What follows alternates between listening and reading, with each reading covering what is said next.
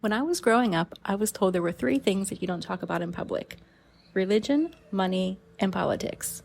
And while I do tend to stay away from the religion and the politics, today we're going to break the taboo and talk about money.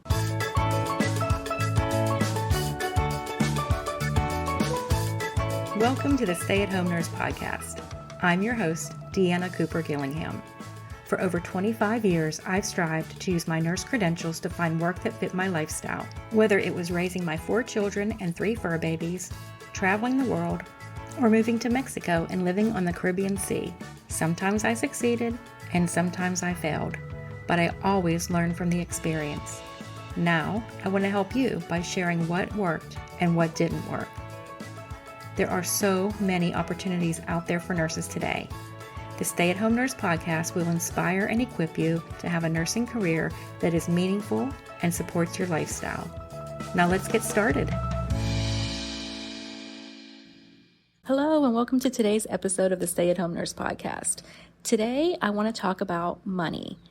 I want to actually revisit episode 23 with Nesima McElroy of Financially Intentional.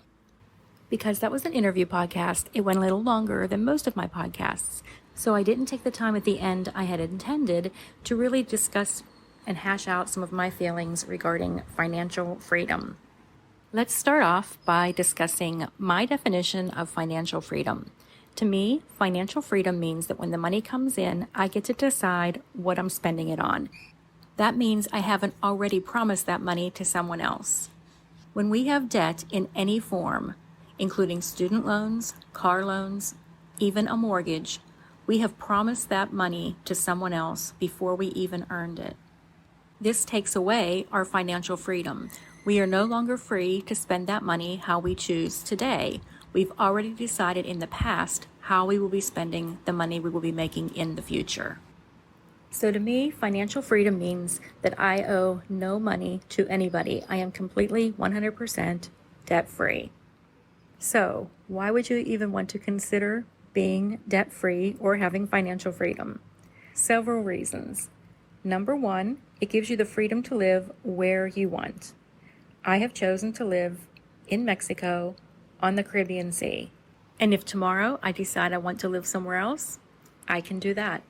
I can do this because I have chosen to have financial freedom and be debt-free. Reason number 2, financial freedom gives me the freedom to adapt to change or to change my mind. If my circumstances in life change, it's very easy for me to adapt to that because I haven't already promised my money to someone else. If an opportunity comes open for me to donate to a charity that I believe in, I can do that because I haven't promised my money to someone else. If an opportunity to travel to a place I've always wanted to go to comes up, as long as I have the money in the bank, I can do that because I haven't promised that money to someone else.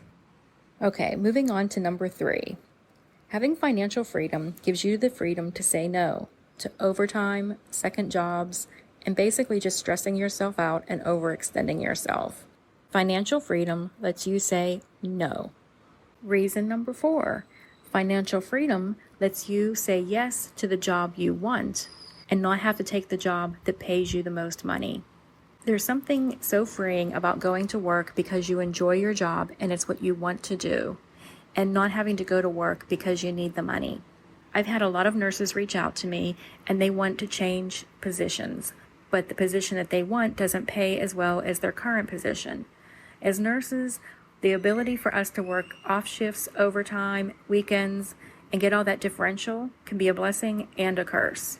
It's a blessing because we have the opportunity to make all that extra money, but it's a curse when we want to move to something else.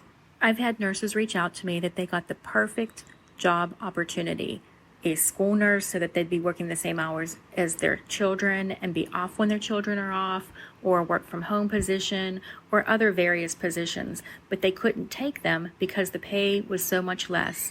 Not necessarily the hourly pay, but the fact that they wouldn't be working either as many hours or they wouldn't be getting the shift differential that they would be getting at the hospital.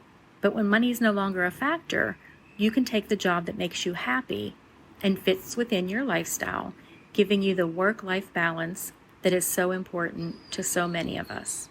I think this is a good place to bring up lifestyle creep. So what is lifestyle creep? That's basically when your lifestyle creeps up little by little so that you're spending more and more money to fill in any gaps that you were making. You may have had some money left over at the end of the month, but your lifestyle just keeps creeping up and creeping up and creeping up so that you no longer have any money left at the end of the month. As nurses, when we work overtime or we work shift differentials and we're making more money, somehow that money finds a way to get spent unless we're very intentional about doing something else with it. And that can lead to what is known as the golden handcuffs. The golden handcuffs are when you are handcuffed to a job because of the benefits or income that that job gives you. You can't leave that job even if you want to because you can't afford to leave. Okay, and now to our last reason why financial freedom is so important. Financial freedom gives you the freedom to speak up when you see something that is not right. This is something that Nesima and I talked about in episode 23, and I'll have a link in the show notes.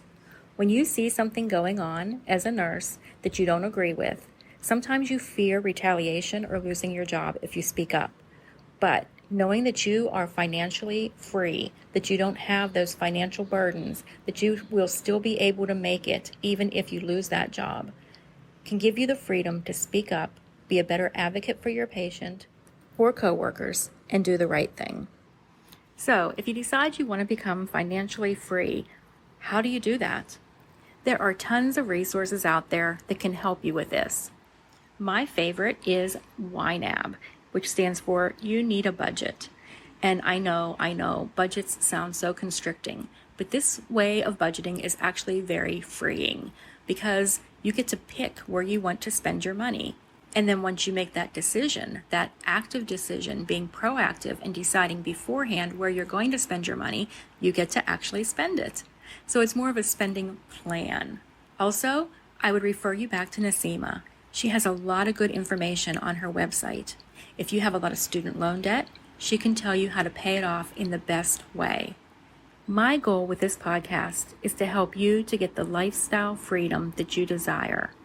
And one of the keys to getting lifestyle freedom is financial freedom.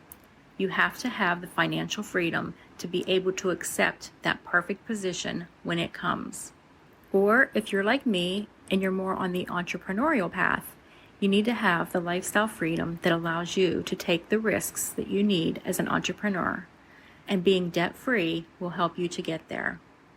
Okay, that's a wrap on this week's episode. I know some of the things that we talked about may be a little controversial, but I hope that you will at least consider them. Also, if there's somebody that you know that would benefit from listening to this podcast, please pass it on to them. And make sure you hit the subscribe button so you never miss an episode.